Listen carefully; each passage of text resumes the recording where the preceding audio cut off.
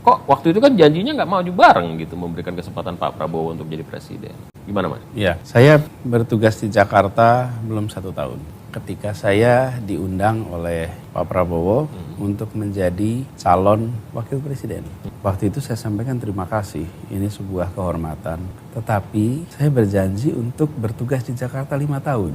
Dan itu janji yang saya sampaikan kepada Pak Prabowo, janji yang saya sampaikan kepada rakyat Jakarta. Dan itu juga jawaban saya ketika ditanya, Pak Anies apakah akan nyapres? Ketika di debat itu ditanyakan. Jadi janji saya itu berada di Jakarta selama 5 tahun. Jadi di mana petualangnya? Justru saya lagi mau konsisten. Bahkan yang mengajak saya untuk jadi cawapres itu Pak Prabowo. Yang saya waktu itu menyampaikan, Pak saya ini berjanji. Dan saya sampaikan terima kasih. Itu adalah sebuah kehormatan. Jadi saya berkomitmen untuk tidak ikut di dalam kompetisi Pilpres selama saya bertugas menjadi gubernur. Dan itu diungkapkan berkali-kali.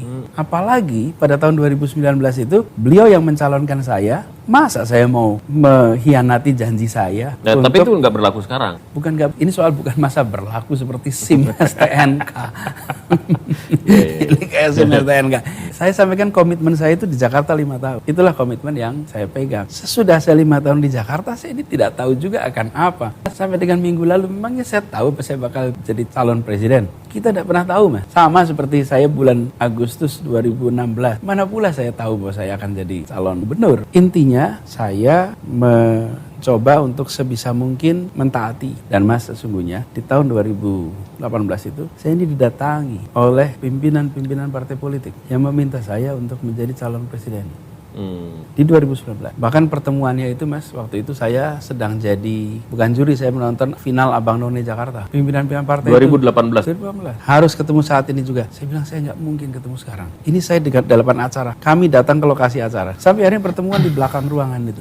Ketika mereka bilang ini kami mencalonkan, apa jawaban saya? Mas? Saya bilang saya ini komit di Jakarta 5 tahun. Saya tidak bersedia. Ini ada waktunya nanti Mas. Untuk dibuka. Untuk saya ceritakan. Tapi saya ingin agar bila ada saksi itu ya? Ada. Bila ada janji yang tidak ditepati, itu bukan saya secara sengaja mengingkari, tapi ada ketidakmampuan, ada kekurangan sumber daya, ada kendala sehingga tidak mampu terlaksana. Tapi bukan tidak terlaksana karena saya secara sengaja tidak menepati janji itu. Janji saya 5 tahun di Jakarta. Dan saya waktu itu pernah saya sampaikan, saya janji 5 tahun di Jakarta. Karena itu saya tidak mau. Kenapa saya mau tanyakan ini? Karena ini pasti akan jadi salah satu bahan untuk kemudian mempertanyakan integritas, mempertanyakan komitmen dan lain sebagainya. Dan itu sudah mulai kan di sosial media itu kemudian sudah mulai. Bagaimana kemudian jawaban Mas Anies terkait dengan itu? Ya tinggal dilihat aja janjinya apa, realisasinya apa. Janji 5 tahun di Jakarta, alhamdulillah saya tunaikan. Bahkan ketika saya diajak untuk menjadi wakil pun, saya bilang saya lebih baik di Jakarta.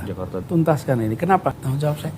Mas, saya ini harus menjawab apa kepada jutaan orang yang mendukung, jutaan orang yang mendoakan. Dan banyak yang mendoakan itu saya tidak pernah ketemu, Mas. Terus kalau saya melewati janji itu, di tahun 2019 saya mencalonkan, penjelasan apa yang saya mau berikan. Kalau sekarang beda ceritanya. Janji saya 5 tahun di Jakarta. Alhamdulillah selesai. Mandat ini saya kembalikan kepada rakyat Jakarta. Saya sekarang jadi orang bebas. Dan saya pun saat ini belum menjadi calon presiden. Saya ini disebut sebagai bakal calon. Jadi sesungguhnya perjalanan masih panjang.